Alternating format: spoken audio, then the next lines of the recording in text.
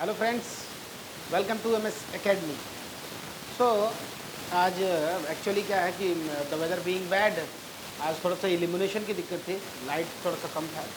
फिर भी हमने ट्राई किया है कि आपको बेहतर इल्यूमिनेशन के साथ साथ थोड़ा सा लोकेशन को हमको डिसलोकेट करना पड़ा। ठीक है, अभी आप देखेंगे कि पिछले लेक्चर में हमने क्या देखा।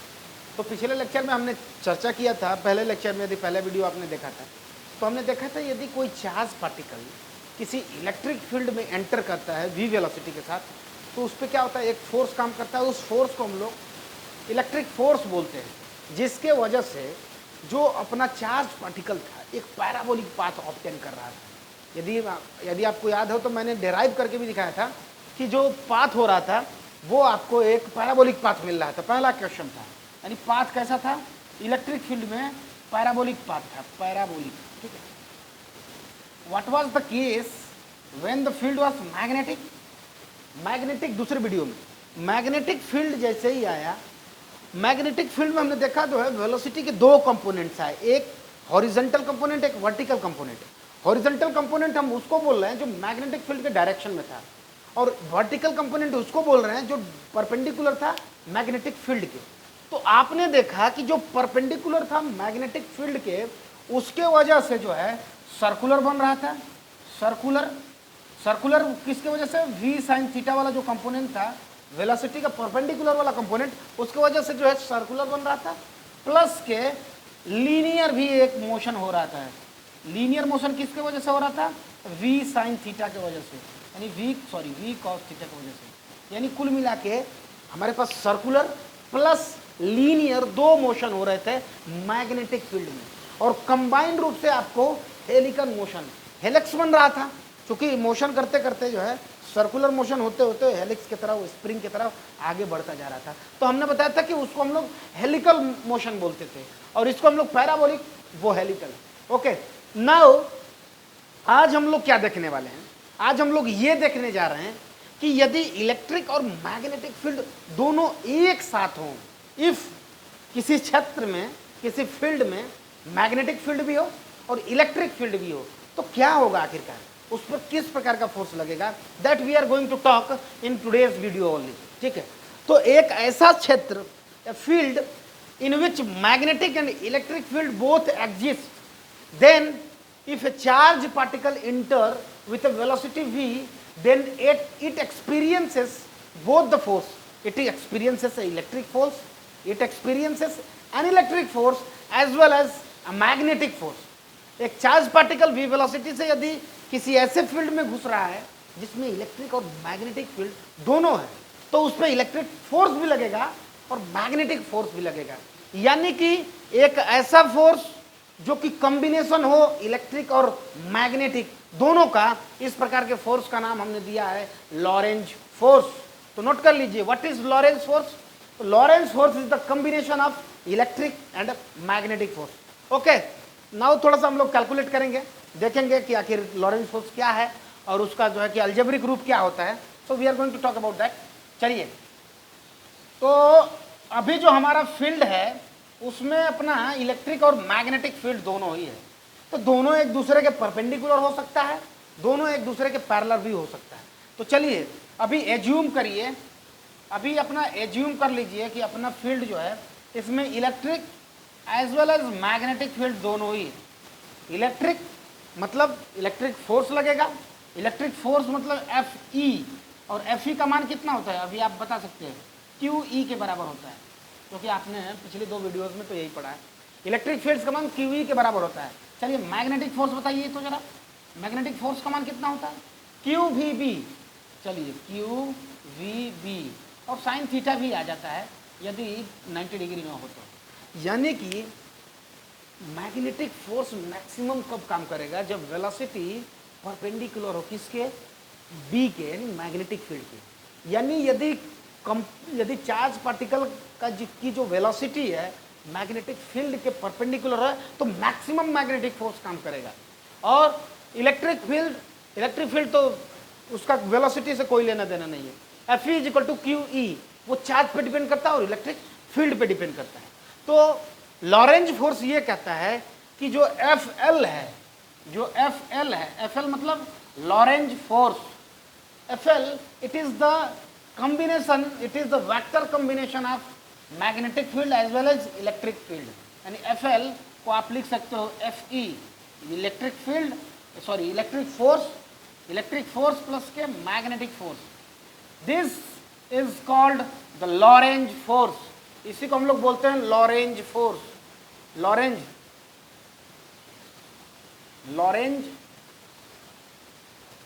PZ होता है, ठीक है. लॉरेंज फोर्स बोलते हैं, ठीक है.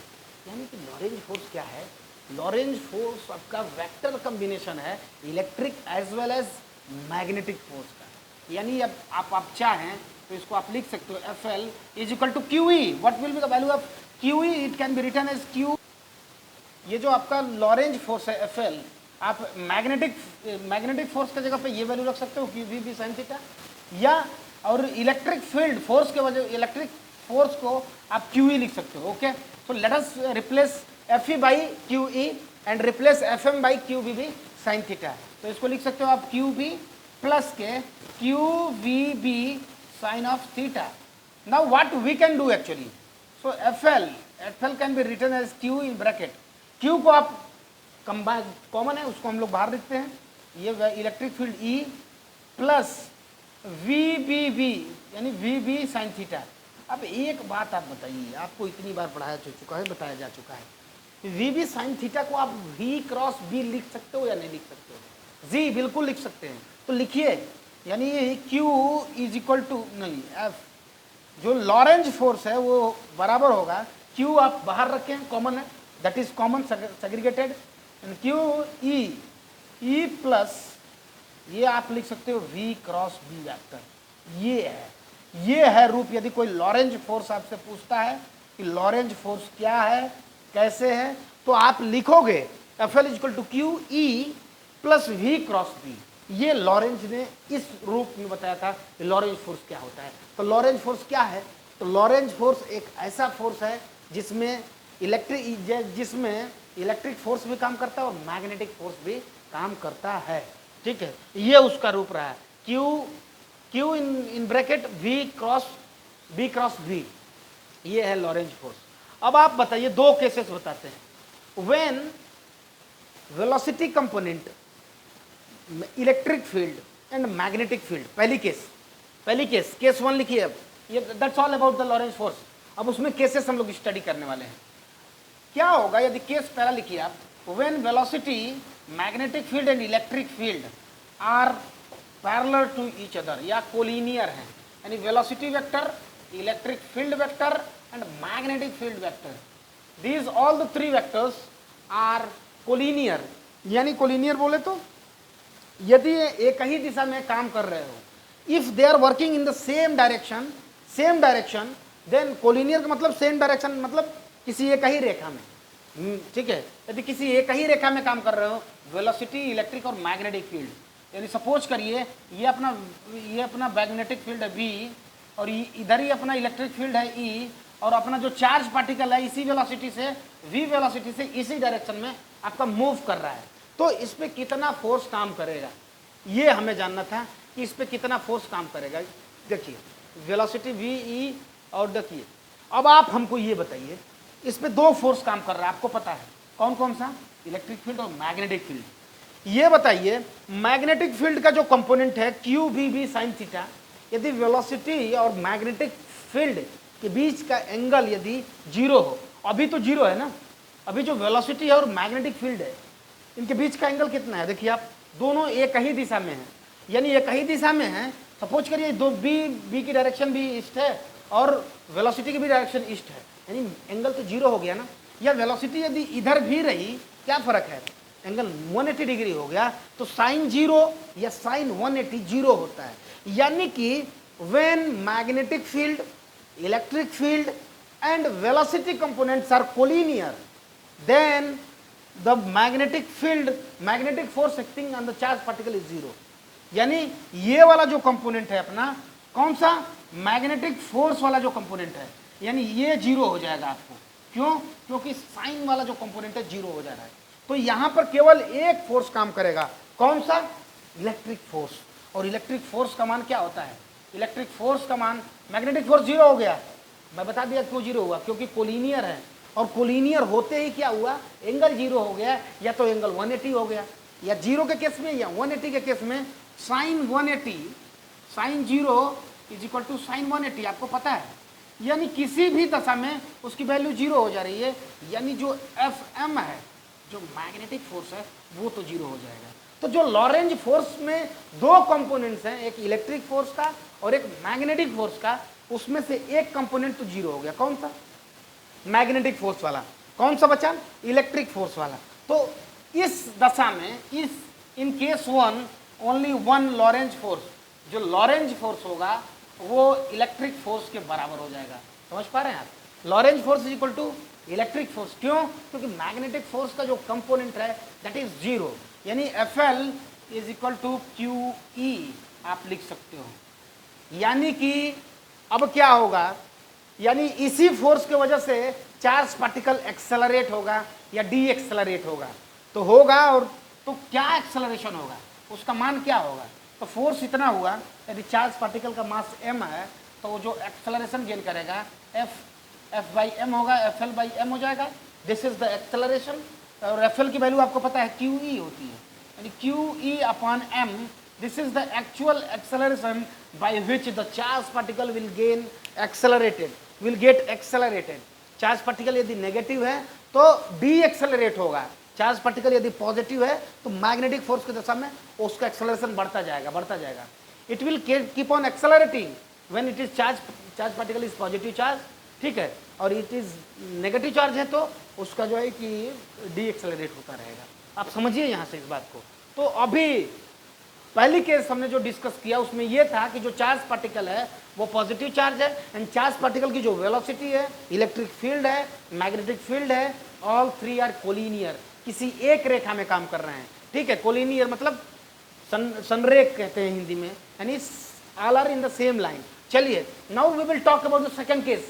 The second case is very simple. What is the second case? When velocity, magnetic field and electric field are mutually perpendicular. So the case number second, we are going to study the case number second. Case number first क्या था? When collinear, ठीक है, ये collinear वाली case थी।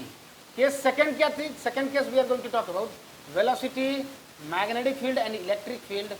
These all the three forces are mutually perpendicular.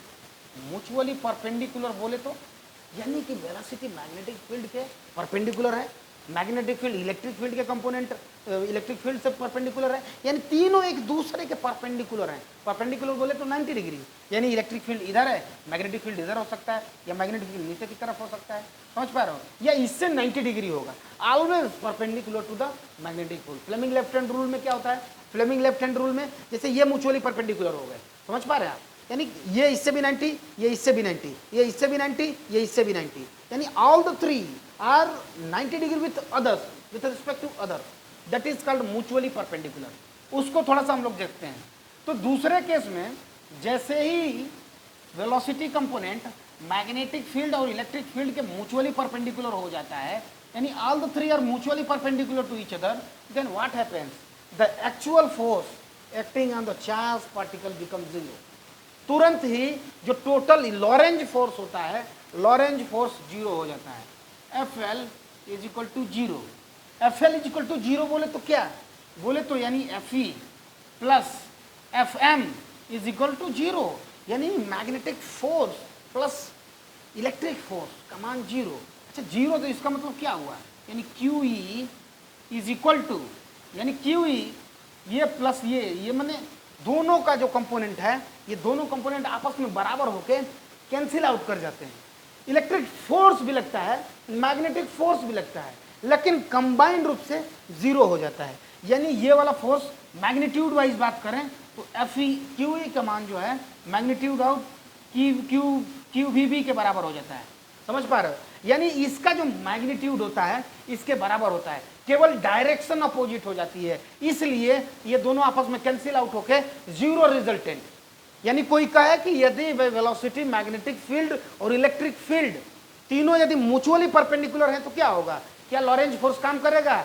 जी काम करेगा, लेकिन उसका मान जीरो होगा। क्या मैग्नेटिक फोर्स जीरो नहीं होगा, इलेक्ट्रिक फोर्स जीरो नहीं होगा, लेकिन उनका कंबाइंड रूप जो लॉरेंज फोर्स है वो जीरो होता है। यानी कि ये मैग्नीट्यूड वाइज दोनों बराबर होंगे लेकिन अपोजिट होंगे। यानी कि QE electric force, QVB magnetic force magnitude wise आपस में बराबर होंगे। Q चार्ज पार्टिकल है, कैंसिल करिए, यानी V is equal to electric field E by V। यानी जो अपना चार्ज पार्टिकल है वो कांस्टेंट वेलोसिटी से, नॉट विथ एक्सेलरेटेड, पिछले केस में एक्सेलरेशन आ रहा था यानी वेलोसिटी वेरिएबल थी, यहाँ पे वेलोसिटी कांस्टेंट है, एक्सेलरेशन जीरो है, यानी इसमें कोई एक्सेलरेशन नहीं होगा। Velocity will gain the constant value, यानी E बाई B के कांस्टेंट वेलोसिटी से चार्ज पार्टिकल मूव करता रहेगा और चार्ज पार्टिकल पे कोई एक्सेलरेशन नहीं काम करेगा, नेट फोर्स कोई नहीं काम करेगा। यानी लॉरेंज फोर्स क्या है actually? Lorentz force net force है, मैग्नेटिक फोर्स मैग्नेटिक इफेक्ट की वजह से, इलेक्ट्रिक फील्ड के इफेक्ट की वजह से। तो in both, in the second case when velocity, magnetic field and electric field are mutually perpendicular to each other, the net force acting on the particle is zero।